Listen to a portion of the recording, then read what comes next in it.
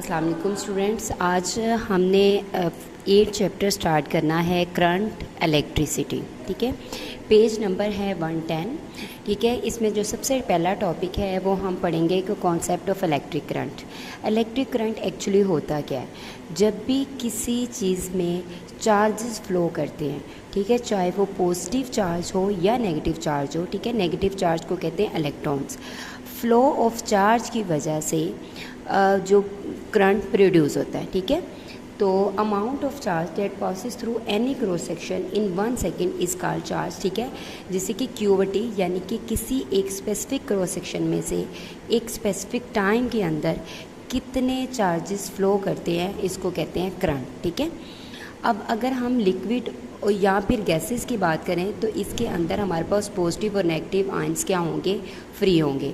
लेकिन ये पॉजिटिव और नेगेटिव आयंस खुद से फ़्लो नहीं करेंगे, हमें कुछ सोर्स ऑफ एनर्जी चाहिए होगा इसके फ़्लो के लिए।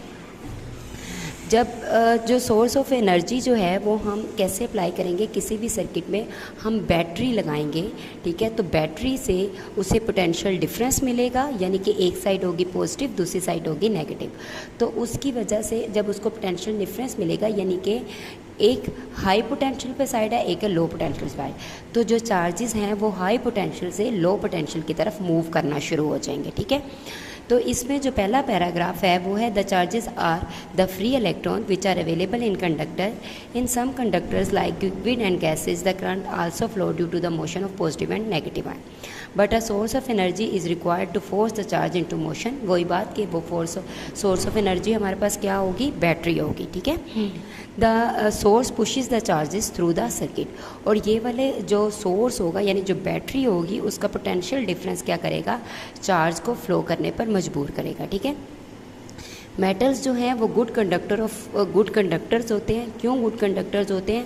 क्योंकि वो करंट को बड़ी जल्दी पास कर देते हैं, और जो करंट को फुली पास कर देते हैं, क्यों पास कर देते हैं, जब थोड़ा सा भी पोटेंशियल डिफरेंस अप्लाई किया जाता है तो मेटल्स के अंदर एटम्स टूटते हैं, इलेक्ट्रॉन्स जो हैं वो अपने एटम से अलहदा हो जाते हैं, तो उनके अंदर एक फ़्लो बन जाता है, एक जैसे पानी बहता है ना, इसी तरह वो इलेक्ट्रॉन्स बहना शुरू हो जाएंगे। बात आती है इसकी डेफिनेशन है the amount of charge that passes through any cross section area in 1 second is called current. ठीक है, किसी एक स्पेसिफिक क्रॉस सेक्शनल एरिया से एक स्पेसिफिक टाइम के लिए कितने चार्जेस, कितने नंबर ऑफ चार्जेस या कितनी अमाउंट ऑफ चार्जेस फ्लो कर रही है, वो क्या कहलाती है, करंट कहलाती है। ठीक है, इसको मैथमेटिकली किस तरह रिप्रेजेंट करते हैं, I is equal to Q over T.